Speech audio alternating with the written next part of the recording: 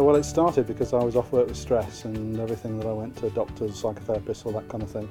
None of it really dealt with what was going on, and I stumbled across the Brahma Kumaris in Cambridge where I live, and for the first time I was told things that actually correlated with my internal experience. And as someone who's an engineer, my background's maths, physics, engineering, what I needed was a circuit diagram. I needed the user's manual, the Haynes manual to the self, and that's what I found it gave me.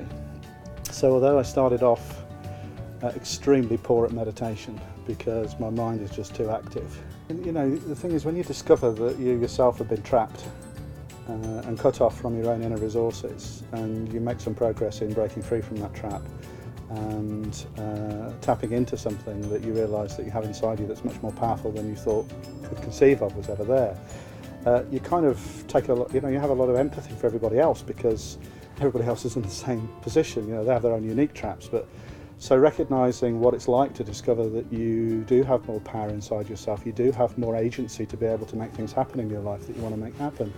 I think it's just a natural side of being human. If you've got something very valuable that helps you and helps other people, well, you want to share it with them, don't you? And it isn't entirely altruistic, because the thing is, in doing that, when you share things with other people, your own understanding of it gets refined. And I think also there's a more subtle thing around words that we don't tend to use very much in common language, but people give you blessings because you've helped them, and those actually help you on your journey as well. So there's a kind of an energy exchange, a community thing about it. That's awesome. How can you be normal and meditate?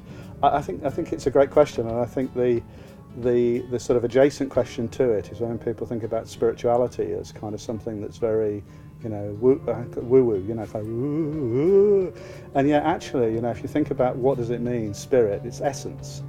Essence is, you think about in terms of, when you buy petrol in France, it's called essence. And literally what that is it's when you've removed all of the stuff from the crude oil that is not of the essence, what you're left with is the essence. And so that's why we call it petroleum spirit. So spirit is actually the essence of what we are when you remove all of the stuff that is not what we are. And really the practice of meditation that we learn and teach here is very much about experiencing the self from the position of being not just in my essence, but being of my essence.